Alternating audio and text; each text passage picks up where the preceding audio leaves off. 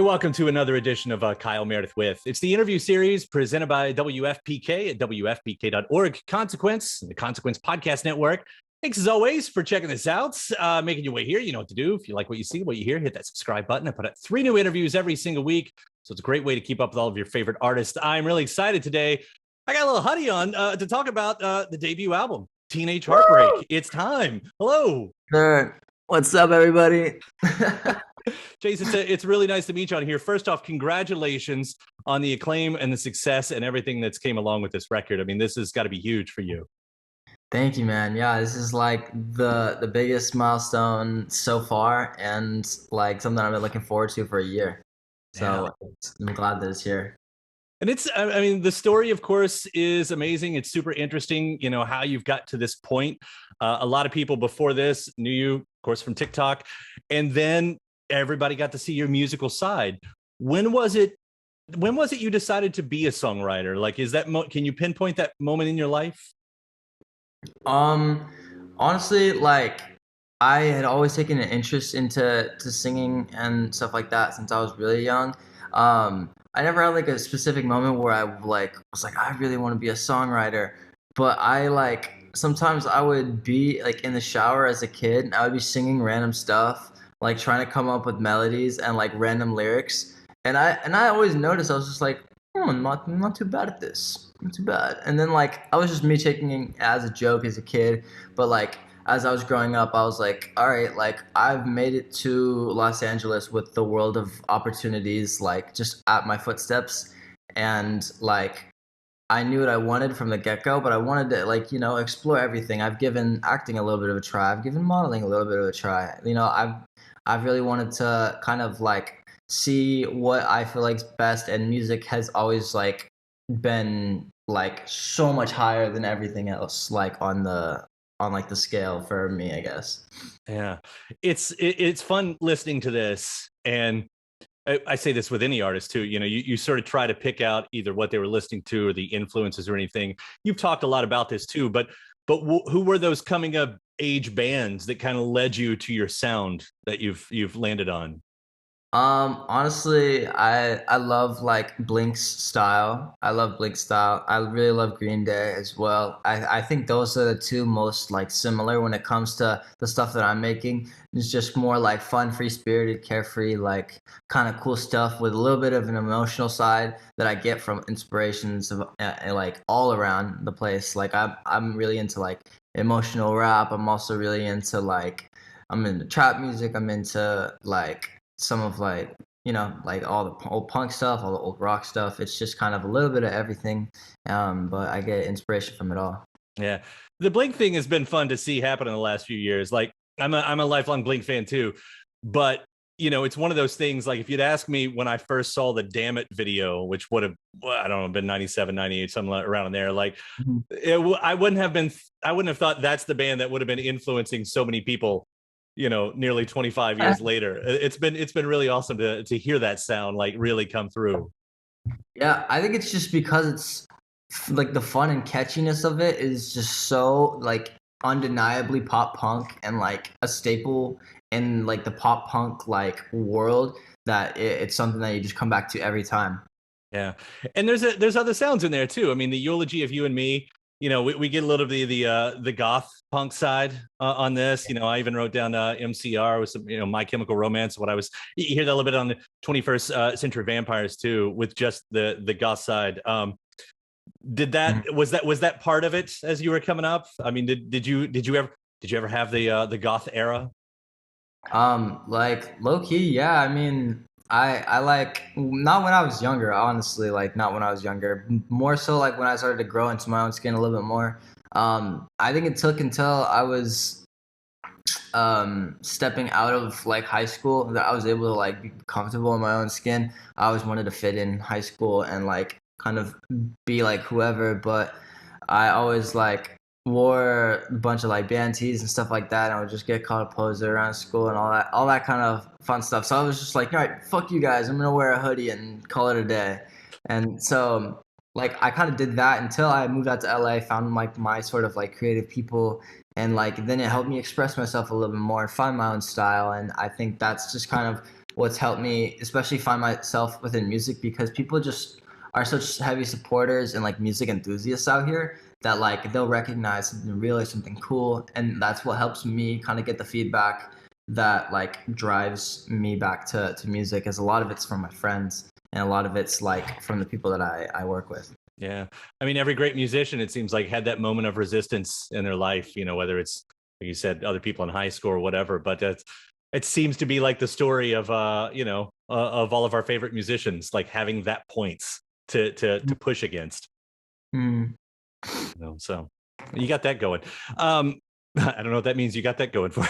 You got a lot going for you. That eulogy of you and me, though, I mean, that's a fun angle. Just where you're coming from. Like when I think of like the greatest My Chemical Romance songs, it had a title like that. But how did you arrive at that song? I mean, I don't know if you can talk a little about that one, because I do love your entrance point on that one.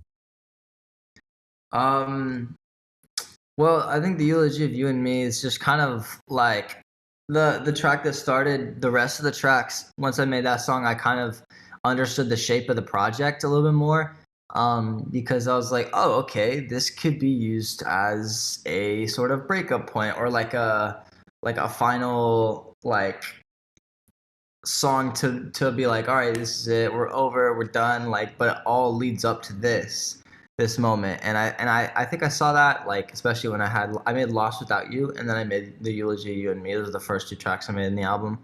And once I had made like Lost Without You, I was just like, oh, okay, like this kind of makes sense. Eulogy of You and Me, I was just like, oh, okay, this really makes sense. And then we just kind of kept going more at it, and then like we had made like Teenage Heartbreak, and then once I heard that, I was like, okay, dope. I see sort of the shape of the project, but like the eulogy of you and me always stood out just because it had that staple like core like breakup point, and it was like cool to roll off the tongue as soon as you put out 21st Century Vampire. They felt like they like were cohesive, especially when we brought the idea to like a director for the music video. He was just like, I don't want to do one, I want to do both. Like I can see myself being in both of these worlds. And so that's just kind of how they've like felt hand in hand from the get-go. Yeah. Hearing you talk about the relationships, I mean, this is a concept record, if I understand right, in the way it's laid out. The music all stands together, even as you try different styles, in between. It all feels like one big piece. The relationships, as I think I've read in the other interviews, it's a handful of different relationships. Did you find like a commonality in those relationships that we also hear in the songs? Does that question make sense? No, sort of. I mean, the songs all make sense together. And I know every relationship's different, but I started wondering, like, as you're writing, as you're picking moments from these relationships, did you find like the thread, oh, that's happened so many times? Yes. Oh my God. Yes. I think Headlock was a big like piece in the thread. I was just like, oh my God, I can't even tell you how many times I've honestly, realistically, never broken up with a girl in my life. I've never been the one to call it quits. And I think I've done it maybe one time, but that was like when I found I got cheated on, different story. But it's because I always feel like I'm so like, I get so into relationships and I get tied into them, and then that's what the kind of Headlock feeling is. Just like, I can't let you go, and I don't want to be the one to let you go. Like, if you want to break my heart, be the one to do it, because I feel fucking soul tied to you, so put up with it. And that's kind of like one of the big pushing pieces. It also really ties in with No More, and just kind of like the feeling of not wanting to be in love anymore, but also being tied down to this girl and not really knowing how you feel about it. Like, not really knowing my feelings has always kind of been my thing, like not really understanding them. And me starting to write about all these relationships has helped me like tap into this part of my brain that I forgot I even had. And almost like I didn't even know I had. I was like, what? Holy shit. Like, I am like getting so much deeper and intricate than I was in the actual relationships itself. Like, it just brought me back to like such a place of like crazy times, dude. Just being able to channel all of the old relationships. It's a lot. It's reliving all those moments too, I'm sure, over and over. It's and I'm sure especially more when you start really get to playing these live too. I mean, that's, sometimes I'm sure a lot of songwriters, you kind of have to separate yourself from those moments. But I know for some, like, that's hard to do, because to get to that emotional points, a lot of artists have to really relive those moments. Has that happened for you? Does it happen the same way? Yeah, I think the Eulogy, You and Me, like when I wrote that song, oh my God, you don't know how happy I was, because that was like the first point of like total stress relief. I was just like, wow, I can scream the song at the top of my lungs and like point my middle fingers to the sky and just be like, hell yeah, like I'm over this relationship that happened hella long ago. Woo! Like it just made me feel so like at ease, especially like making the song. It put me at ease. Putting it out was another story. It just made me feel like I got all of the weight off my chest, and like makes me feel like almost like a breath of fresh air each time that I put out like a new song, or like the album itself. I held us that album from everyone for a year, and I'm so glad it's out. Yeah. Well, how it ends. I mean, we get to the end here, and if it is a concept record, where are we left? Where is the narrator, the character, yourself? Where are we at the end? Is it an arc? Yes, yeah, it is. It's the point in the relationship after you've broken up, everything's done. It's when you're sitting in your room by yourself at midnight and you're thinking about every single point in this relationship, and then you think about each of the songs and what place those are in the story. It's almost like you, while you're writing the songs after the relationship's over with, writing about the good times, writing about the bad times. That's you watching every scene of the movie play in order, like it was chapters in the story. That's how it ends, like pieces everything together in such a weird and beautiful way. Are you in a good place at that point? No. I mean, it's kind of like, damn, the relationship's over. Fuck. Like, thank God, but fuck. And flipping that over on the other side of it too. I mean, hearing, you go from Teenage Heartbreak right at the beginning, yeah, straight into a ballad. I mean, we get to see complete different sides of you right off the bat, which is fun, which is really fun if you're listening to the album, in that one kind of piece like that. Yeah. For those moments, for those softer sides, ballads, whatever you want to call them, did you have to approach those differently as a singer? Yes. Like there were different points where I'd feel certain energies. Like when I would go in the studio during like the middle of the day, I'd write a song like I don't care. But if I went to the studio and I just finished a song, like sort of more sad, like I think I wrote No More, and then after I made No More, I made America's Sweetheart in the same night. So after I made No More, I was like, oh, that was really sad. Fuck, what do I do now? I went and I wrote a ballad song because that was just sort of the mood that I was in that sort of night. You have to put yourself in that setting. It's just like lights are off almost, because it's outside, it's dark, but you're just like, damn, like starting to get deeper and everyone's starting to like lay down, cool off a little bit. And then we were just like writing about all this sad stuff. And like, as I was writing it, they were asking me questions about the time it all leads back to. And like, everything's about like setting and like feeling. Like if you went into the studio in a happy mood, you're not going to write a sad song. You're going to write something that makes you feel more of the essence. You gotta like, it's all gotta come from the heart, from like what you're feeling at that very moment in time. It's got to be what you do every time. Yeah. And it does sound personal, but at the same time, for whatever reason, you use this moniker, LILHUDDY. I'm thinking of other artists who have sort of used monikers in their life, whether it was just for one album or whether it was for what, you trace it back to David Bowie, as Ziggy Stardust and everything. Does something like that allow you to perform as a character, either within the songs or live? Is that part of it? Hell yeah. I think every time I get onto like into rehearsals or onto a stage, the first thing that comes to my mind is like, what does the song make me feel and how does it make me feel? Sometimes the songs make me feel like dancing. Sometimes it makes me feel like jumping up and down. Sometimes it makes me feel like sad, or like sometimes it makes me feel like I want to sit in a stool and just put a mic in the stand and like just sit and sing and like kind of do sort of different things. There's different like body language things that you can do for each song that I perform them in a different kind of a way than I would normally. Like I'm actually like when I'm not in my zone, which is when I make music, like I'm just this fucking awkward kid. It's like, what up, dude? Like, hey, I'm here.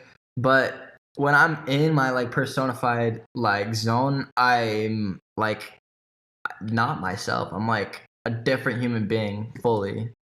Yeah. Well, it's fun hearing that. Whether you're talking about the relationships, and again, that's when I started thinking about the character side on the other, because calling it Teenage Heartbreak, listening to Party Crasher, I mean, there's this awareness. What am I saying? Awareness of youth. You know, you're young, but it seems like you're really leaning into that. Like, I know that's, and I think I can get away with some shit because of that. Like, hell yeah. Well, that's what I'm saying. Like, was that on your mind? Like, because it does seem like you leaned into that again. You know, it's in the title itself. But was that really on your mind as you were writing these songs?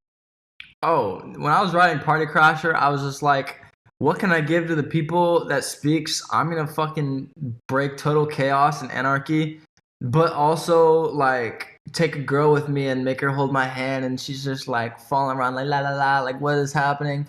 Like that's kind of what the song makes you feel is like um I've described it like this every time. It's like the honeymoon phase in a relationship where you're just starting out and you're like, oh my god, oh this is so great, let's go and do everything together, let's go fucking tear shit up because we're young and reckless and we're in love and bleh. Like so you're out there, you're doing your thing with your girl, but you're also like having fun, having the time of your life. That's kind of what this embodies. It embodies two different emotions. It's kind of the fun and like the craziness of the start of a relationship.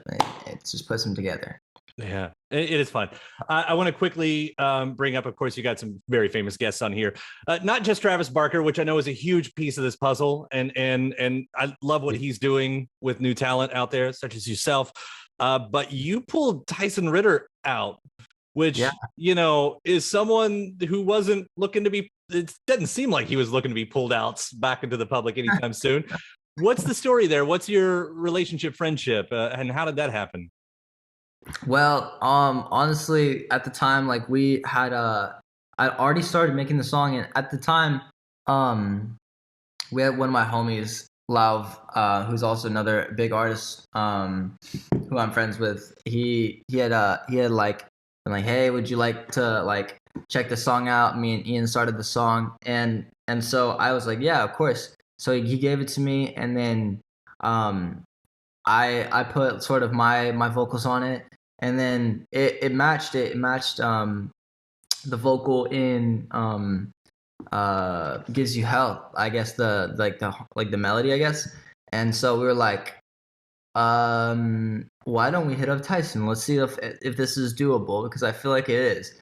And I had talked about Tyson in multiple interviews, and his sister had saw that I talked about him and like showed Tyson, was like, this is really cool. And then like eventually he got hit up about doing it with me, and he was like, I don't know. And then his sister was like, you better fucking do that. And so that's the reason. It's literally the reason, is because his sister was like, you better hop in that song, man. And then because of his sister, we were able to collaborate together. And so, yeah, we've built a great friendship throughout it. It's awesome. Yeah. I hope that means he's going to make, I'm hoping he's using this now to make more music as well. Like you did that. You put some more rejects music into the world or something. So yeah, where are you now? Like the album's out and here it is. Like musically, where do you go from here?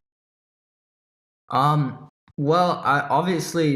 I'm gonna progress. I put out a bunch of stuff that I recorded last year, and so now it's like, what have I made this year? And I've made a bunch of newer, more like, I feel like I'm getting more aware of the music that I'm making. Like now that I'm like getting into this, it was all pretty fresh, and now it's still pretty fresh. But I feel like I'm getting better at it. I'm getting better at it vocally. I'm starting to understand my voice and my sound a little bit more. And so are like the people I'm co-writing with. So it's been a lot more fun to kind of make sounds there. And you guys are going to see more like later down the line. We're going to keep on releasing tracks, and like having fun with it down the line. But that's pretty much the only thing I had planned for next. Dude, this album was the only thing I had planned for this year. I was like, all right, well, when are we gonna do this? Write it. And now it's out again. You know, it's so much fun to listen to it too. I know you got a lot going on beyond that. On the other side of things, I don't know. I saw that there's a Netflix documentary about what is it? Are you a part of that? I am. Yeah. So do you know, like, what's the details on that? When does that happen? No idea. Okay. But we we filmed that in like the beginning of the year. It was supposed to be like the Hype House sort of reality show, and so we filmed kind of our daily life, and we put a little bit of a spin on it, and we like found ways that we could all like hang out and do a bunch of cool stuff together.